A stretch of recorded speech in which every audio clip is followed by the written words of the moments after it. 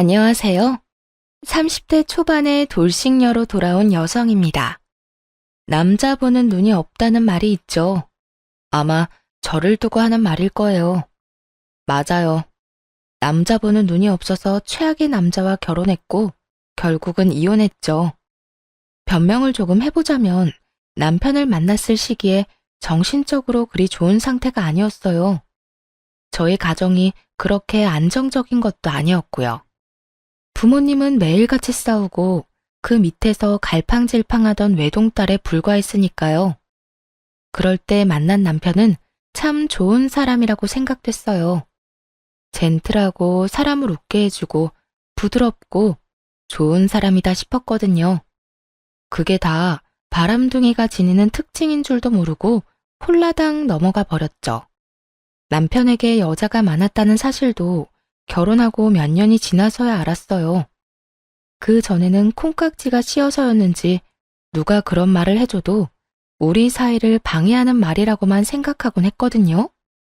보고 싶은 대로만 볼 만큼 정신적으로 궁지에 몰려 있었던 것 같아요. 게다가 처음 시부모님과 만난 날 시부모님이 이렇게 말씀하셨기도 하고요. 예, 우리는 다른 거 안 바란다. 떡두꺼비 같은 아들 하나만 낳아주면 돼. 그거면 아무 필요 없어. 알았지? 솔직히 남자친구의 부모님을 처음 보는 자리인데 손주 이야기를 들으니 정말 당황했어요. 그래도 처음에는 손이 귀한 집안이구나 정도로만 생각했죠. 그래서 네, 열심히 해볼게요 라고 답했네요. 제가 열심히 한다고 애가 생기는 것도 아니고 생겼다고 그게 무조건 아들일 리도 없지만 뭐라고 하겠어요? 그냥 노력한다고 할 수밖에 없었죠. 그런데 결혼 기간이 1년, 2년 넘어가도 애는 생기지 않았고 점점 답답하기도 답답하고 점점 조급해졌네요. 여보, 안 되겠어. 우리 병원 한번 가보자. 혹시 모르잖아. 나한테 문제라도 있으면 어떡해. 그럴 일 없어. 우리들 아직 젊잖아. 조금 더 시도해보다가 안 되면 그때 가봐도 안 늦어. 싫어. 나 솔직히 어머님 만날 때마다 매번 손주 이야기하는 거 너무 압박감 들고 스트레스야. 일단 가서 확인이나 해보자. 응? 결국 이런 상황에 못 이겨 남편은 난임병원에서 함께 검사를 받았어요. 그런데 놀랍게도 두 사람 다 정상이었죠. 아무 이상이 없다고 하더군요. 남편에게도 저에게도 문제가 없는데 애는 안 생기니 귀신이 곡할 노릇이었죠. 그리고 그때부터였어요. 시모가 저희 사생활에 간섭하기 시작한 것이 말이에요. 예, 너희 오늘 할 거지? 오늘 날이 좋단다. 오늘 해야 아들이 생긴대. 그러니까 잊지 말고 자정 넘기기 전에 해. 네, 알겠어요, 어머님. 시모는 관계를 가질 날짜까지 지정해주며 간섭했어요. 그게 너무 수치스러웠고 짜증도 났죠. 왜 시모에게 이런 이야기까지 들어야 하는지 정말 모르겠더라고요. 게다가 남편도 문제였죠. 오빠, 오늘 언제 들어올 거야? 선생님이 어제 오늘 둘 중 하루는 꼭 해야 한다고 했는데 어제도 오빠 늦게 들어왔잖아. 애를 나 혼자 가질 수도 없는 거고 오빠가 좀 신경 써주면 안 돼? 아니, 약속이 있었던 걸 어떡하라고. 그리고 늦게 들어가면 늦게 들어간 대로 하면 되지. 왜 아침부터 전화해서 난리야? 저번에도 그런 식으로 하다가 몇 번을 놓쳤으니까 그렇지. 오빠 어머님이 전화해서 우리 언제 합방해야 되는지 알려줄 정도야. 그 정도면 오빠도 빨리 애 낳고 끝내고 싶지 않아? 그렇다고 약속을 깨고 갈 수는 없잖아. 우리 서로 귀찮게 굴지 말자. 애도 물론 중요하지.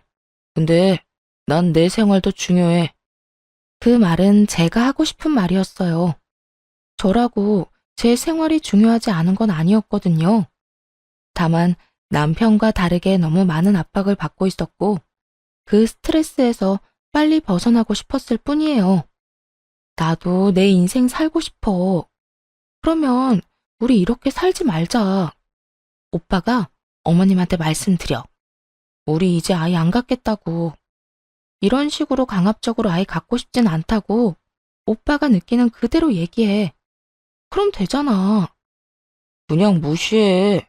왜 나한테 그런 일을 떠넘기는 건데? 애가 안 생기는 게 내 탓도 아닌데 왜? 아, 그럼 그게 내 탓이야? 그런데 오빠 탓은 있지. 오빠가 이렇게 시간을 안 지켜주잖아. 의사 선생님이 정해준 시간도 안 지키는데 애를 만들 수 있긴 해? 이렇게 된 거 다 오빠 탓이니까 오빠가 어머니한테 얘기하든지. 그러나 남편은 결국 시모에게 아무런 이야기도 하지 않았어요.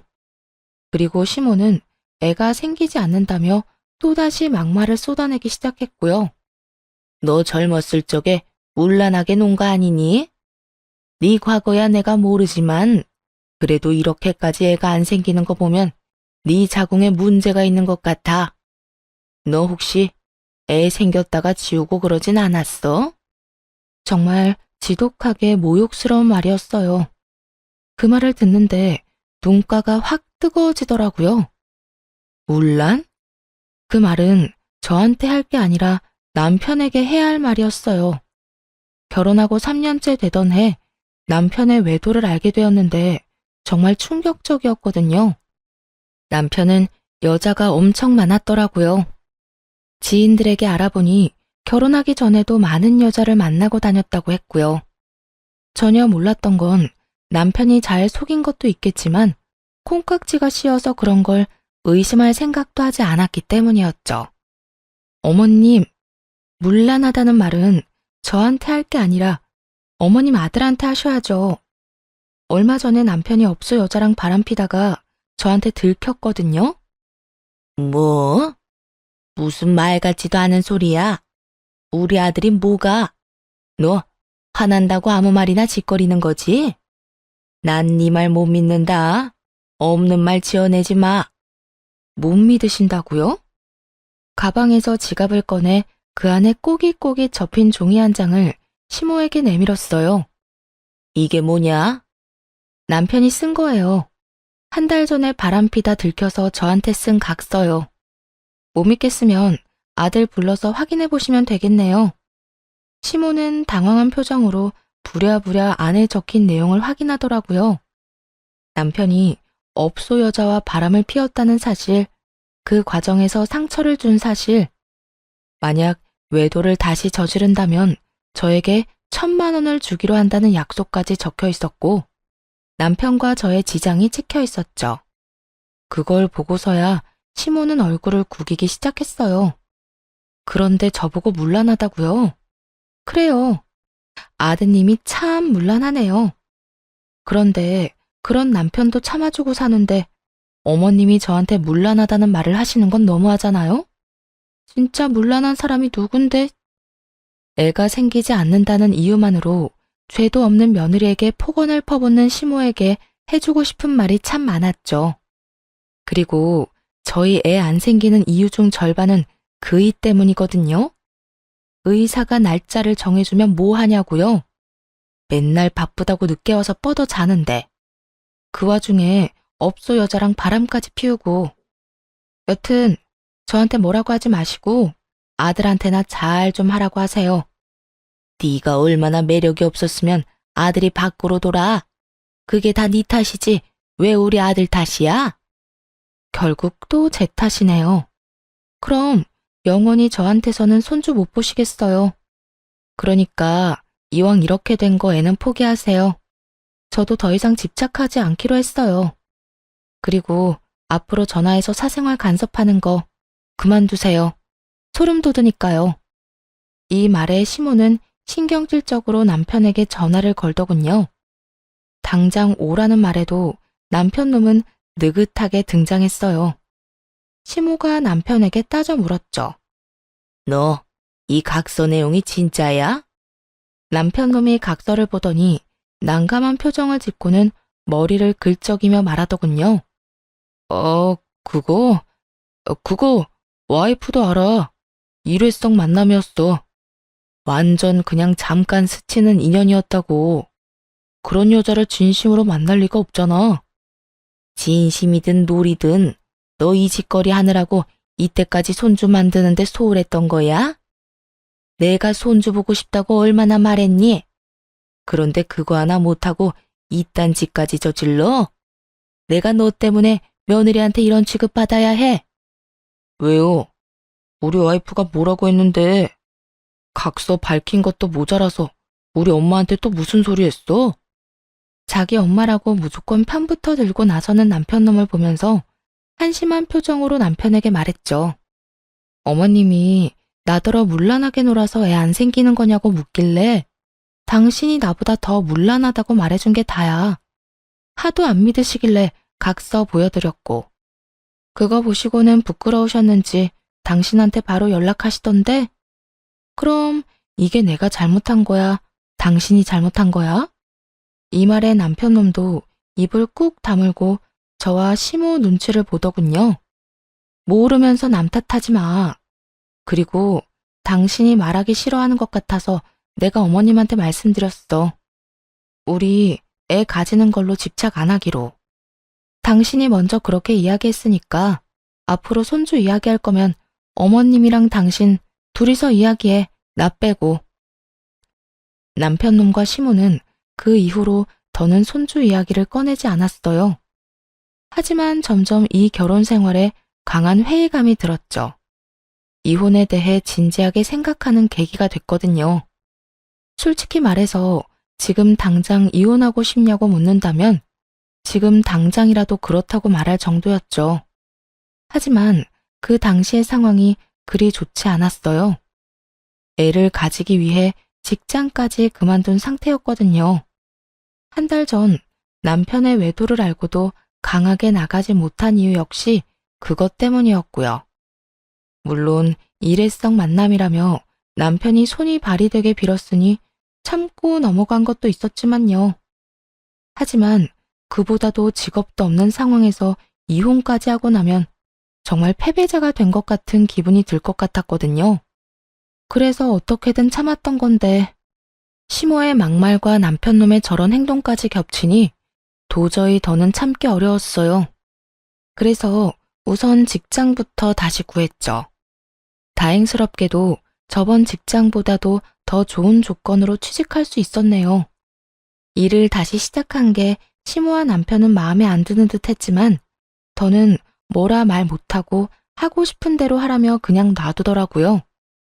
하긴 입이 10개라도 할 말이 없겠지만요. 그때부터는 정말 원하는 대로 살아보자 싶었네요. 그리고 다음에도 이런 분통 터지는 일이 있으면 이번에는 무조건 이혼하겠다는 생각을 머리에 콕 박아놨죠.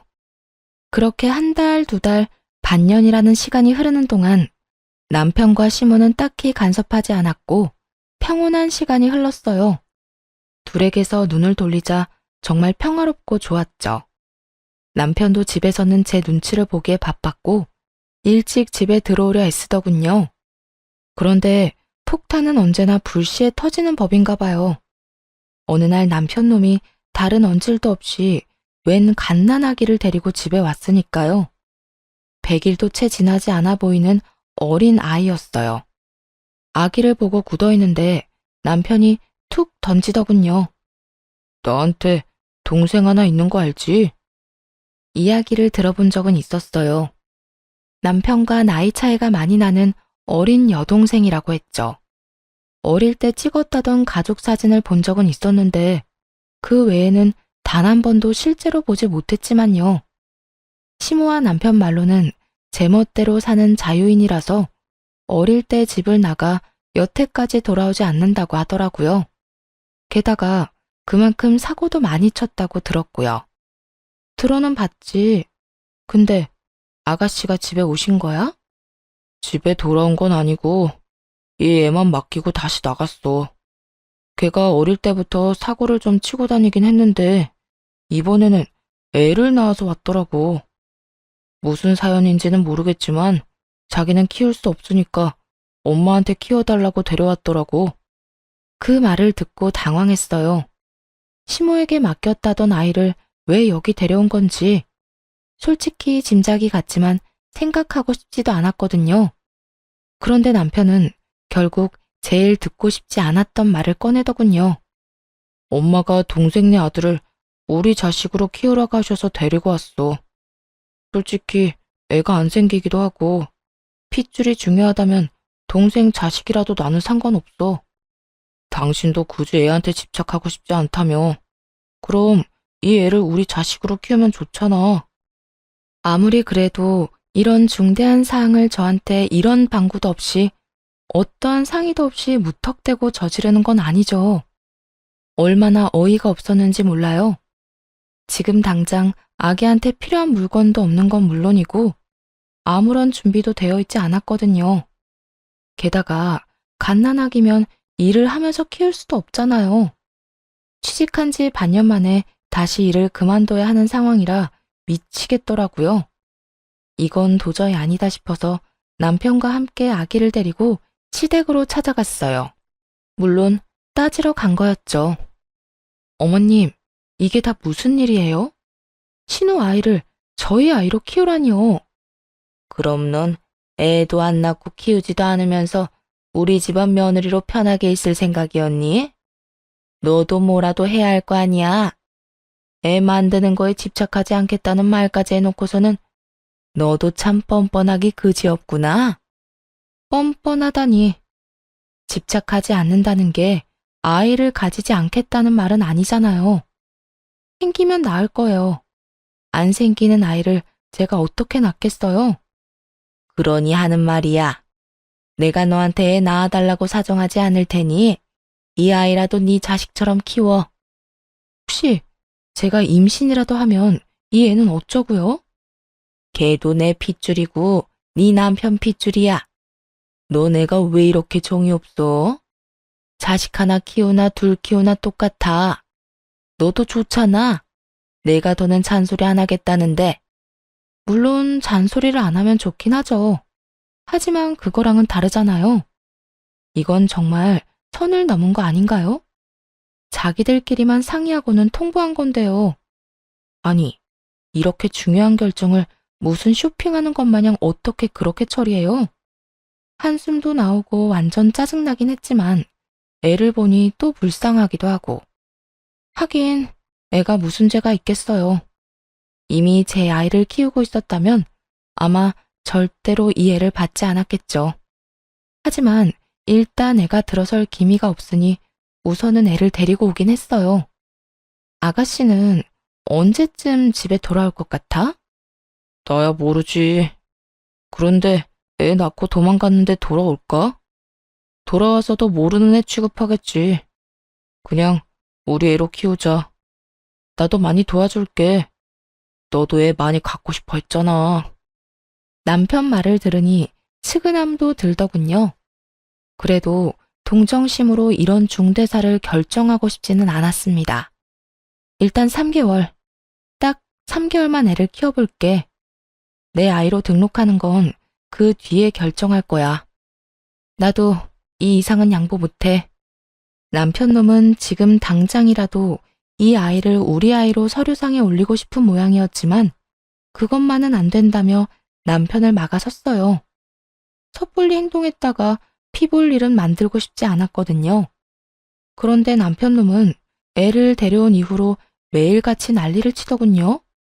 이 애의 출생 신고를 우리 앞으로 해야 한다면서요. 어차피 우리가 키울 거면 우리 앞으로 출생 신고하는 게 맞아. 당신이 양보해주면 안 될까? 동생도 그러면 더 마음이 편할 테고. 그건 아니지. 내가 키울 생각이 아직 확실하지 않은데 내가 엄마라도 되면 나중에 아가씨가 애 원할 때는 어떻게 할 건데? 가족이라고 이런 문제 섣불리 처리하면 나중에 피 보는 건 우리야. 그러니까 신중하게 생각하고 싶어. 그런데 애 출생 신고도 여태 안 한 거야? 그럼 어떡하냐? 동생이 출생 신고를 안 하고 싶어 하는데 자기 밑으로는 절대 못 넣겠다고 해서 우리한테 부탁한 거잖아. 나는 당장이라도 내 아들로 등록하고 싶지만 어차피 당신 동의가 필요하니까. 그렇다고 내 애가 아닌데 내 애로 등록하는 건 쉬운 일이야? 나한테는 큰일이라고.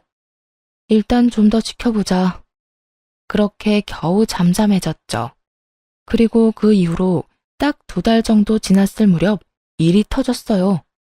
그때는 아이에게 정이 들기 시작한 시기이기도 했죠. 어버이날이라 시댁에 들렀는데 시부는 없더라고요.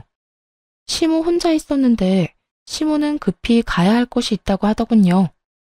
그래서 저와 아이는 시댁에 남아 있었고 남편과 시모는 남편 차를 타고 밖으로 나갔어요.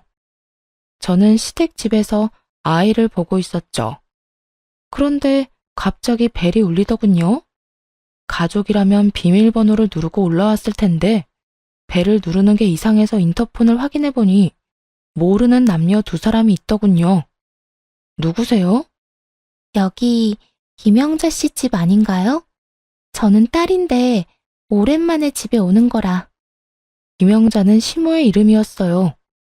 곧 들리는 딸이라는 말에 놀랐죠. 한 번도 직접적으로 본 적은 없었으니까요. 그런데 얼굴이 묘하게 익숙했어요. 시모가 예전에 가족 사진이라며 보여주었던 사진 속 신우와 닮았더라고요. 물론 사진보다는 더 어른스러운 모습이었지만요. 깜짝 놀라 문을 열어주며 말했어요. 어머, 죄송해요.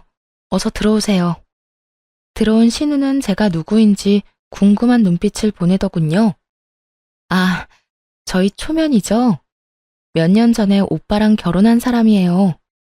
그때 결혼식에 오지 못하셔서 얼굴은 못 봤을 거예요. 오빠랑 어머님은 잠깐 밖에 나가셨으니까 일단 안에서 기다리세요. 세상에, 이 오빠는 결혼하는데 나한테 연락도 안 했어? 죄송해요. 결혼식에 참석은 했어야 했는데 바빠서 참석을 못했어요. 아니요, 괜찮아요. 이렇게 보게 됐으니 된 거죠. 아마 1시간 이내로 가족들 올 테니 편하게 앉아서 기다리세요. 그렇게 거실에 앉은 신우는 제가 안고 있는 아이를 보며 눈을 빛내더라고요. 그런데 아기가 너무 예쁘네요. 몇 개월이에요? 오빠 아들치고는 많이 얌전하네.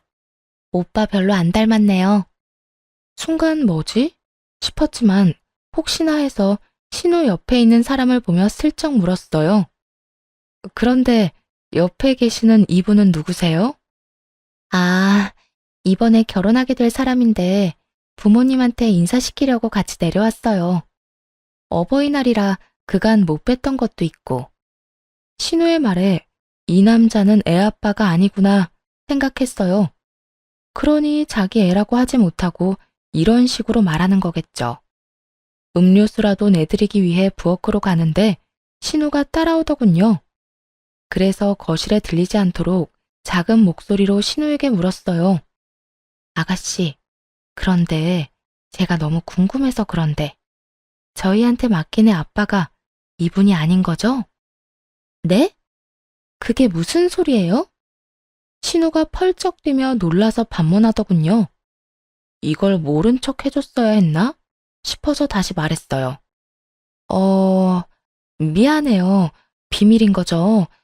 사실 2달 전에 저희도 급하게 애를 맡게 된 데다가 아가씨가 이렇게 다시 집을 찾을 줄 몰랐어요.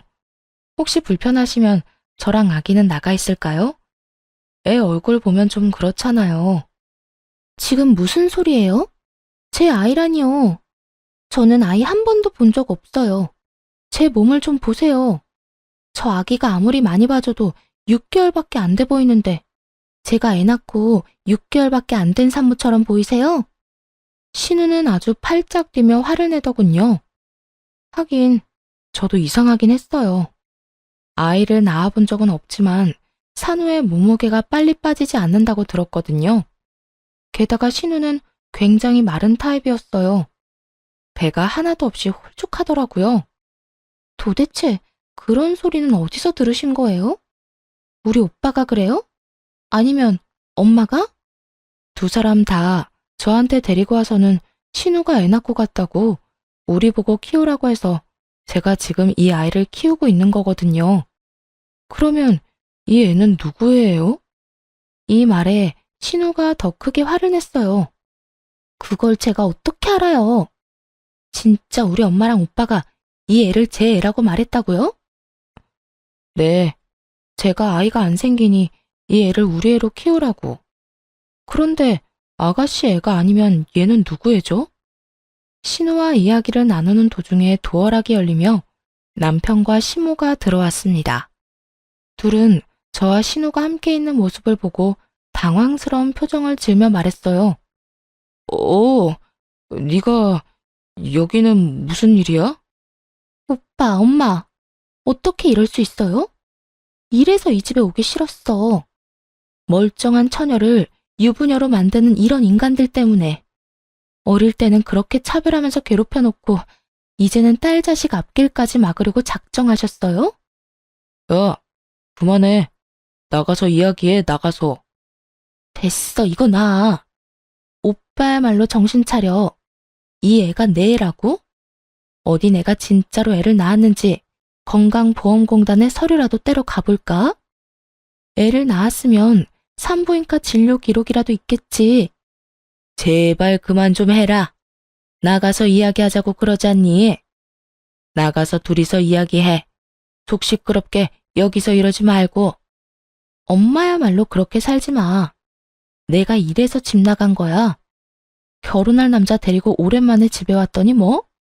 내 애를 오빠한테 키워달라고 했다고? 말이 되는 소리를 해. 신우의 악에 바친 소리에 시모와 남편놈 둘 다 사색이 되어서는 제 눈치만 보고 있더군요. 게다가 신우의 이야기는 그동안 아무것도 모르고 애를 키우던 제게 의심의 불씨가 되었어요. 어머님, 여보, 그럼 이 애는 누구 애야? 나한테는 분명 아가씨가 낳은 아이라고 했잖아. 그런데 아가씨 애가 아니면 도대체 어디서 데려온 애야? 아버지 쪽 먼 친척이야. 우리도 가까운 사이는 아니야. 그럼 처음부터 그렇게 이야기하면 됐지. 왜 당신 동생이 낳은 아이라고 거짓말했어? 거짓말이 아니고 그래야 당신이 애를 봐줄 것 같아서. 아니야. 당신 지금 너무 이상해. 거짓말할 필요가 없는 걸 거짓말하고 있잖아. 남편이 쩔쩔매며 아무 대답도 못하는 걸 보며 이혼이 답이라는 생각이 들었어요. 이미 신뢰가 깨진 남자에게 무슨 믿음이 더 들겠어요? 사실 아이가 남편과 닮지 않아서 이틀 전에 친자 검사를 신청해놨거든요. 남편이 바람 피워서 데리고 온 아이일 거라고 생각해서요. 그래서 신우가 이 애가 자기 애가 아니라고 할 때 이미 마음속으로 이혼을 결심했어요. 나한테 거짓말까지 하고 애를 맡기려는 이유가 뭐야?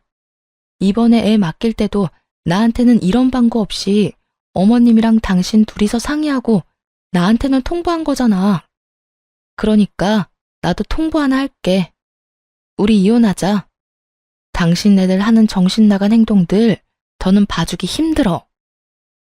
여보, 무슨 이혼이란 말을 그렇게 쉽게 해. 애는 어떡하고. 당신이 있어서 애를 데려온 건데. 어떡하긴. 당신이랑 어머님이 키우면 되지. 데려온 사람들이 책임지는 게 맞는 거 아니야? 이혼하자는 말에 애는 어떻게 하냐는 말부터 하는 남편을 보며 더 화가 치밀어 올랐어요. 저한테는 일말의 미안함도 없이 저딴 생각만 하고 있는 걸 보니 열불이 났죠. 그런데 그때 시모가 불난 집에 기름을 확확 때려 넣더라고요.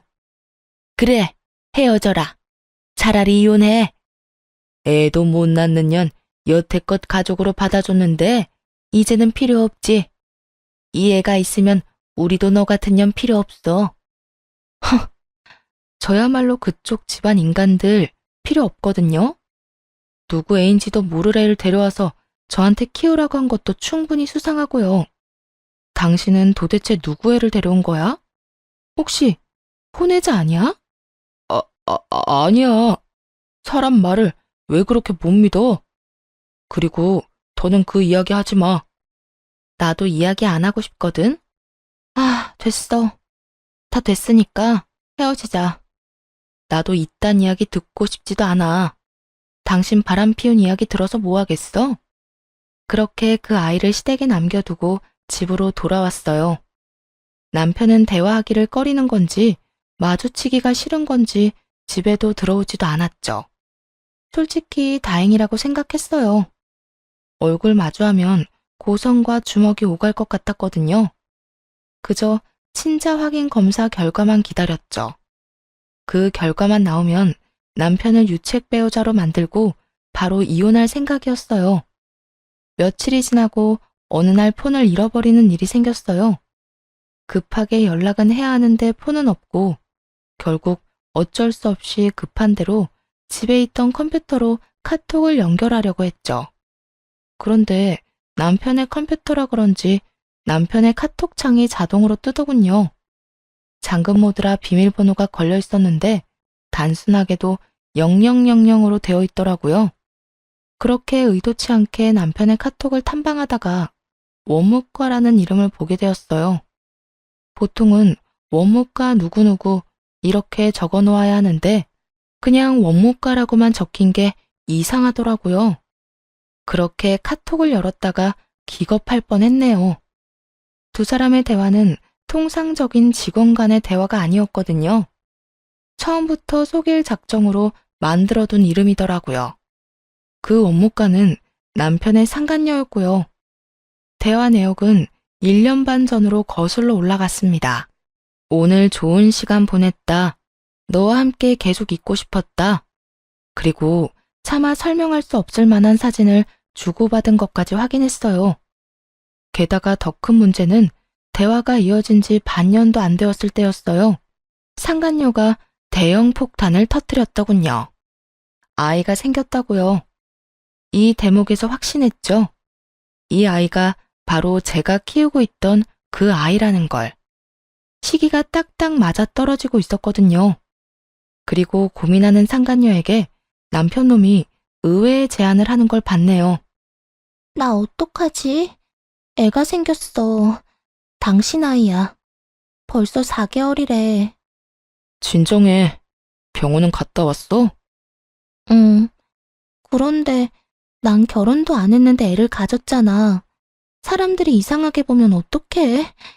애를 지워야 하나? 혹시 애기 성별은 뭐야? 아들이래. 그런데 나는 아들, 딸 상관없어.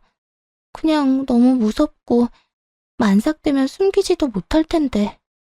그렇게 대화가 한번 끊어졌다가 다음날 다시 대화가 이어졌어요. 애 낳는 거 내가 도와줄 테니까 애랑 나 사이 친자 검사 확인되면 우리가 애 데려갈게. 엄마와 이야기는 다 됐거든. 대가로 5천만 원. 애 낳기 전에 2,500, 애 낳고 2,500. 네가 감당하기 힘들면 우리한테 넘기는 게 어때? 애를 두고 거래를 했더군요. 애가 7개월이 돼서 배를 가릴 수 없자 남편놈이 2,500만 원을 보냈더군요. 남편놈도 망할 인간이지만 이 여자도 정신 나간 건 똑같아 보였어요. 와, 똑같은 인간들끼리 만나서 개수작 떨고 정작 피해는 저 혼자 입은 꼴이죠. 그렇게 열받아가면서 글을 넘기는데 애가 태어난 시점이더군요. 친자 확인 검사 결과를 사진 찍어서 보내줬더라고요. 99.99%. 친자가 확실했어요. 그걸 확인한 후 또 돈을 그 여자에게 보냈더군요. 남편의 혼외자가 확실한 상황이었죠. 제가 한 친자 검사 따위는 확인할 필요도 없었네요. 진짜 화도 나는데 너무 허망하더군요. 이런 꼴을 보자고 결혼을 한 게 아니었는데 말이죠. 나름대로 최선을 다해 살아왔는데 어째서 이렇게 됐는지 알 수 없었어요. 한참을 울고 화내고 나서 바로 이혼 소송을 시작했습니다. 그리고 며칠 안 되어서 우편이 하나 날아왔어요. 친자 검사 보냈던 곳에서 날아온 우편이었죠. 확인할 필요도 없었지만 수고가 아까워 봉투를 열었고 또 한 번 놀랐네요. 멍하니 보면서 이게 무슨 일인가 싶었어요. 제가 한 친자 검사에서는 남편의 친자가 아니라고 나왔더라고요. 남편의 머리카락과 아이의 머리카락을 함께 보냈었거든요. 잘못될 리는 없었죠. 그런데 결과는 상간녀가 보내준 검사와 정반대니 놀랄 수밖에요. 남편놈이 자기 자식도 아닌 애를 키우고 있다고 생각하니 순식간에 기분이 좀 나아지더라고요. 그래, 너도 뒤통수 한 대 맞아봐라. 그 심정으로 검사 결과를 숨기고 소송을 진행했어요. 그리고 몇 달 지나지 않아 이혼 판결이 났죠. 애도 없고 짧은 결혼 기간 덕분인지 모르겠지만 생각보다 일찍 판결이 났네요. 이혼 소송 동안 누구의 아이인지 모르려는 시모가 보고 있었고 남편 놈은 집에 들어오지도 않았어요. 상간녀 집에 갔나 싶었는데 또 그것도 아니더라고요.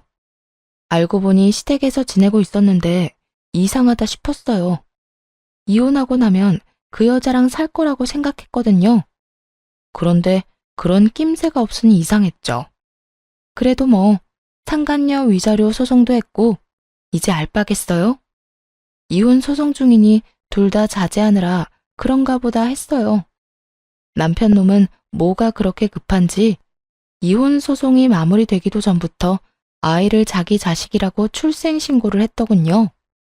저는 상관없는 일이었지만 그게 남편에게 악수가 될 거라고 예상했어요. 그리고 자기 자식이라며 출생신고하는 남편 놈을 보며 속으로 한참을 비웃었네요. 자기 앞날을 모르고 행복에 겨워하는 웃긴 놈이더라고요. 그런데 순간적으로 그런 생각이 들더라고요. 이 놈을 더 열받게 하려면 어떻게 해야 하나 하는 생각이요. 그때 그 상간녀가 보냈다던 친자검사 결과지가 생각났어요. 상간녀는 진짜 아이 아빠가 누구인지 알고 있었잖아요. 그래서 그쪽을 잡고 흔들기로 했어요.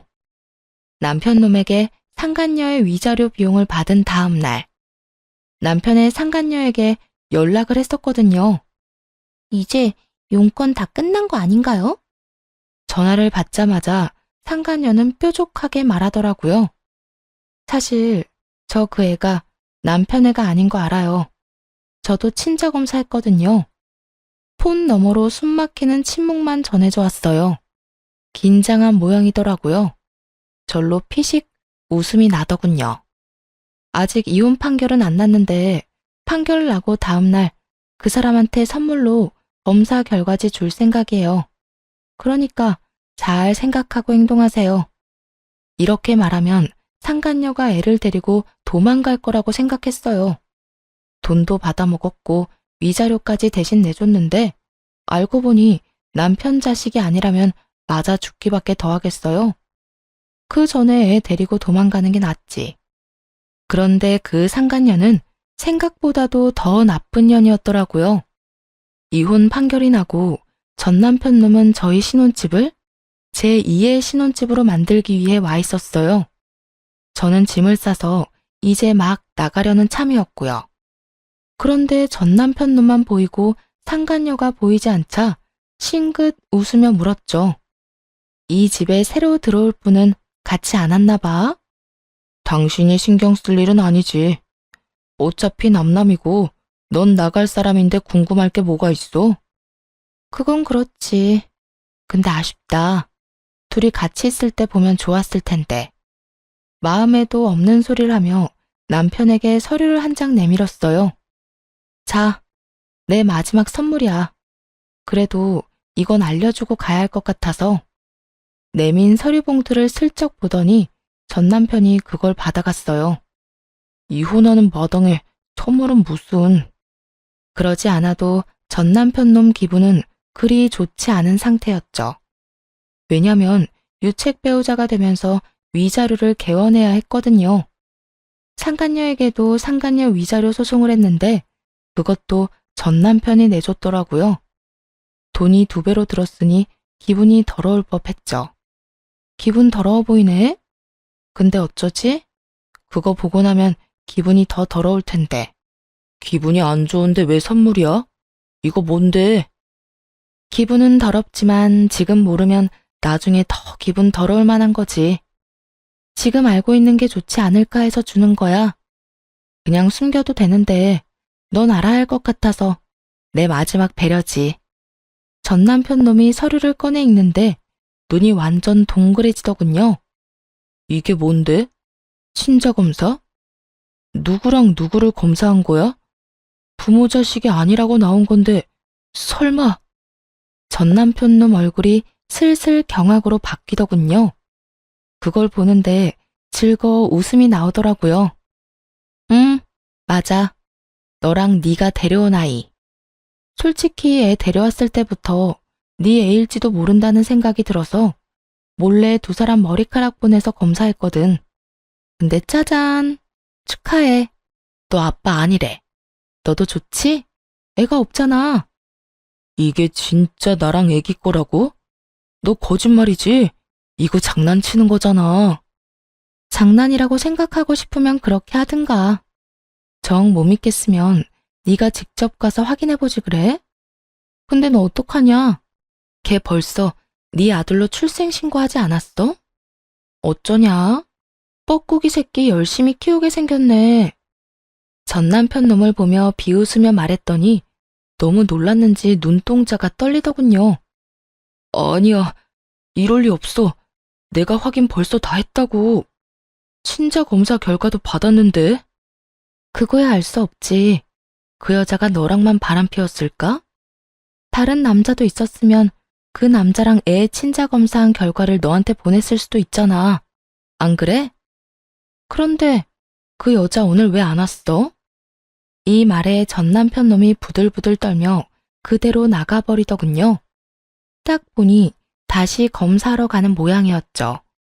급한 뒤통수가 딱 그렇게 보였어요. 그리고 한 달쯤 뒤부터 전 남편 놈이 사람을 하나 찾고 있다는 이야기를 들었죠. 애가 자기 자식이 아니라는 걸 확인하고 상간녀를 찾아갔는데 상간녀는 이미 튄 모양이더라고요. 게다가 애까지 버리고요.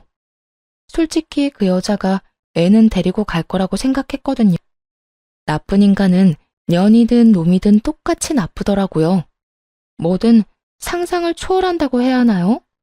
하긴 5천만 원이나 받고 상간녀 위자료 소송비까지 전 남편 놈이 대신 내줬는데 들키면 큰일 나겠다 싶었겠죠. 그렇게 상간녀는 도망가고 전 남편 놈은 그런 상간녀 쫓아서 미친놈처럼 돌아다니고 우습더군요. 주변 사람들이 이상하게 봐도 상간녀에게 당했다는 말도 못하는 처지였죠. 아마 전 시모에게도 이야기 안 한 모양이었어요. 전 시모가 전 남편 놈 이상 행동 때문에 저를 찾아온 거 보면요. 혼이 빠진 전 남편 놈 때문에 전 시모가 찾아온 건 이혼하고 2달쯤 뒤였어요. 전 시모가 고급 유모차에 애를 태워서는 회사까지 찾아가서 기다리고 있더군요. 설마 저를 보러 왔다는 생각은 하지도 못하고 그냥 지나치려는데 붙잡으며 잠깐 이야기라도 하자고 하더라고요. 무슨 일이세요? 이제 저랑은 남남이신데 할 말이 남은 것도 아닐 것 같고. 너 곱게 헤어진 줄 알았더니 또 무슨 수작이야? 왜 우리 아들을 못 살게 굴어? 이번엔 무슨 말을 했길래 애가 혼이 다 빠져서 난리야? 혼이 다 빠졌어요? 하긴 그럴 수밖에요. 그런데 그거 제가 그런 거 아닌데 왜 저한테 오셨어요? 수작은 제가 아니라 다른 사람이 한 건데. 하긴 꼴을 보니 아직도 모르시는 것 같네요. 내가 뭘 몰라? 우리 아들한테 무슨 짓 했는지 당장 말해. 너 아니면 우리 집에 이렇게 난리가 날 일이 없어. 시모가 애지중지 보살피는 애를 보고 웃으며 말했죠. 아드님이 말 안 한 걸 제가 하긴 좀 그런데 그래도 듣고 싶다니 말씀드릴게요. 어머님이 애지중지 고이 모시고 다니는 그 아이요. 남편의 아니에요. 당신 손주는 더더욱 아니고요. 그게 무슨 소리야? 내가 친자 검사 결과까지 다 봤는데. 그 여자가 보내준 결과죠. 직접 가서 한 건 아니잖아요. 친아빠랑 애 검사해서 결과 나온 거 보내면 이쪽에서는 모르잖아요. 검사 결과가 다를 리가 없어. 그 여자가 우리 아들 애라고. 너 설마 우리 아들하고 다시 합치고 싶어서 그딴 거짓말로 애 들쑤셨어? 제가 왜요? 끔찍하니까 그런 소리 하지도 마세요. 거짓말로 들쑤시다뇨? 진짜 거짓말한 사람이 누군지도 모르고 어머님도 불쌍하시네요. 잘나신 아드님도 그 애가 자기 아들이 아니라는 거 아니까 그렇게 돌아다니면서 그 여자 찾는 거잖아요. 그 여자 잡으려고. 그래야 애를 다시 돌려주든 뭘 하든 할 거니까. 이 말에 시모는 충격받은 표정이었어요. 하긴 제 손주라고 철석같이 믿었으니 며느리에게도 지 아들 상간녀 애를 키우라고 했겠죠. 그토록 그 애가 소중했으니 저하고 남편을 이혼하도록 만들었던 거겠고요. 일그러지는 표정을 보면서 전 시모 가슴에 못 박는 말 하나 더 해줬네요. 그나저나 아주머니 아들도 이참에 병원 다시 가봐야겠어요. 이혼할 때 보니까 이 여자 저 여자 온갖 여자 다 건들고 다녔던데 누구 하나 그 사람 애를 가진 사람이 없잖아요. 여태 애가 안 생긴 게 제 탓이 아니라 당신 아들 탓이었나 봐요. 그럴 리 없다. 그럴 리 없어. 얘가 내 손주가 아니라니. 그럼 난 여태껏 왜? 시모가 급하게 전화기를 꺼내 아들에게 전화를 걸더군요. 무슨 일이에요? 저 지금 좀 바쁘니까 나중에 전화해요. 바쁜 이유는 말하지 않아도 뻔해 보였죠. 왜요? 바쁘시대요? 돈 들고 도망간 여자 찾느라 바쁜가 보네요. 그냥 이따가 전화한다고 하세요. 시모가 이 말에 한껏 째려보더니 전 남편에게 그러더라고요. 너, 얘가 내 손주가 아니라는 말 진짜니? 진짜야? 너 다시 검사해본 거 맞아? 이 애가 정말 네 새끼가 아니야? 저도 그것 때문에 지금 열받았거든요. 더 이상 그 이야기 꺼내지도 마세요. 그럼 이 애는 어쩌니? 네 자식이 아닌데 내가 데리고 있을 필요가 없잖아. 저도 모르겠으니까 일단 나중에 이야기하자고요. 여자를 잡아야 애를 돌려주든 말든 할 거 아니에요. 엄마까지 이런 식으로 시끄럽게 굴까봐 말 안 한 거 모르겠어요? 이놈아! 여보세요? 전 남편 놈은 전 시모의 전화를 그렇게 매몰차게 끊어버렸어요. 하긴 급한 일은 따로 있는데 시모에게 신경 쓸 정신이 어디 있겠어요? 시모는 끊어진 전화를 붙들고 망연자실하게 앉아있더군요. 정말 그 짧은 통화에 완전히 폭삭 늙어버렸더라고요. 저도 큰일 날 뻔했어요. 그때 갓난쟁이 데리고 와서 출생신고 우리 앞으로 하자고 했을 때 아무것도 모르고 했으면 진짜 완전 코 꿰일 뻔했잖아요. 근데 그 사람은 이혼 소송 중에 벌써 자기 자식으로 올린 것 같은데? 뭐 알아서 잘하겠죠. 한두 살 먹은 애도 아니고. 괘씸하고 용서 안 되는 인간들의 끝을 보니 속이 다 시원하더군요. 사라진 상간녀나 잘 찾아보세요. 위자료에 애 넘기는 값으로 6천만 원을 넘게 쓰도록 만들었는데 한 푼이라도 건지려면 여자 찾아야 하지 않겠어요? 그리고 그 애도 그 여자한테 넘겨주려면 말이에요. 시모는 부들부들 떨며 말도 못하고 굳어 있었어요. 한마디라도 쏘아붙이고 싶겠지만 그럴 수 있는 정신도 없나 보더라고요. 하기야 아이와 상간녀 생각으로 온통 가득할 테니 말이에요. 그런 시모를 놔두고 혼자 나왔네요. 나중에 이야기 들어보니 이 여자를 찾지도 못하고 애도 여전히 키우고 있다더군요. 생각 외로 기른정이 컸나 싶었는데 그건 전혀 아니었고요. 이 아이를 받아올 때 준 돈 5천만 원을 그 여자에게 되돌려 받으려면 애가 있어야 된다고 생각했던 모양이에요. 그런데 알기로는 그런 부정한 방법으로 건넨 돈은 못 돌려받는다고 알고 있는데 뭐 어떻게 될지는 그들만이 알겠죠. 그것도 그 여자가 잡혀야 어떻게 할 수 있을 텐데 여자는 하늘로 솟았는지 땅으로 꺼졌는지 보이지도 않는다고 하고요. 시간이 지날수록 힘들어지는 건 전 남편과 시모겠죠. 저야 그 인간들이 더 고통받도록 그 여자를 못 찾았으면 하는 마음이지만요. 글을 쓰고 나니 속이 더 후련한 것 같아요. 저한테는 이제 완료형이지만 그 인간들에게는 현재 진행형인 고통. 어떻게 재밌게 보셨나 모르겠네요. 긴 글 읽어주셔서 감사하고 모두 행복한 하루 보내세요.